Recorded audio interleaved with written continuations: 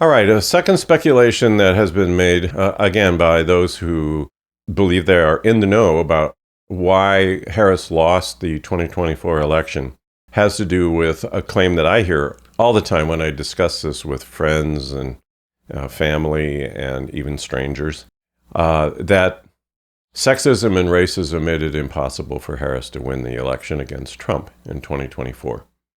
And while that seems like that makes sense, the evidence and the data simply doesn't support it. And I'm just going to give you a taste of what I talk about in my own book, Willful, Ignorance, and Stupid Political Decisions. First of all, I think the first repudiation of that is that Barack Obama won 2 presidential elections. The first one he won in 2008, he won by a very wide margin. The additional information, especially about Obama, was that Pew Research did a poll after 100 days of his first administration. And at that 100-day level, they found out that 73% of the people who were polled nationally liked Obama as a person. So if you're racist, it's very unlikely that you would like that person as an individual. And only 24% didn't like him as a person. Additionally, what they found was that at that 100-day level, he had a 63% approval rating as President of the United States.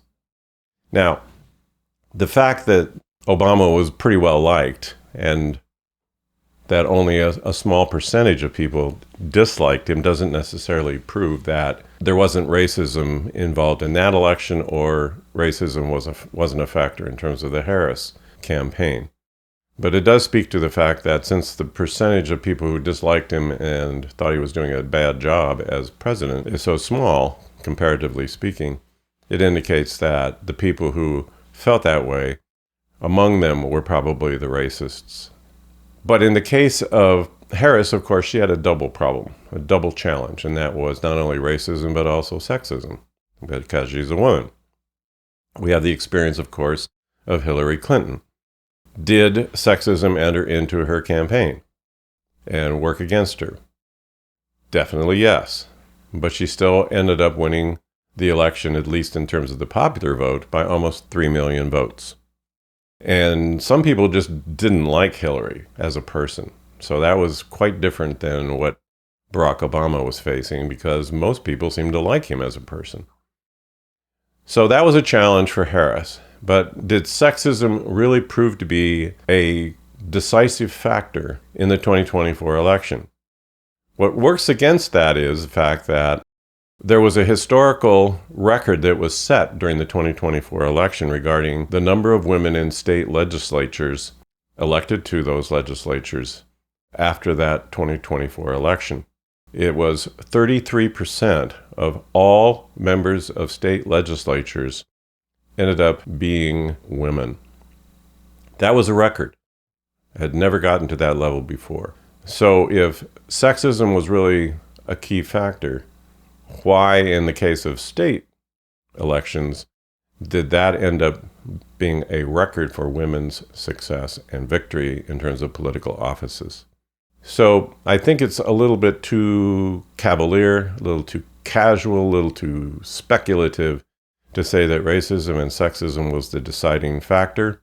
What I think it boils down to is, yeah, there was racism. Yes, there was sexism. But the people who were voting who were racist and or sexist probably would not have ever voted for a Democrat, no matter what.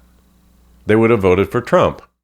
So there wasn't like a net effect of, oh, gee, racism and sexism really hurt Harris. I'll give you one more data set, however, and that is that Harvard University did a public opinion poll in April of 2024 when Joe Biden was a presidential candidate still. And among the group of 18 to 29-year-olds in a national survey that was done, Biden was ahead of Trump at that point by only 13% among that group. And this is a group that oftentimes political pundits say Harris really did poorly among young people, especially young men.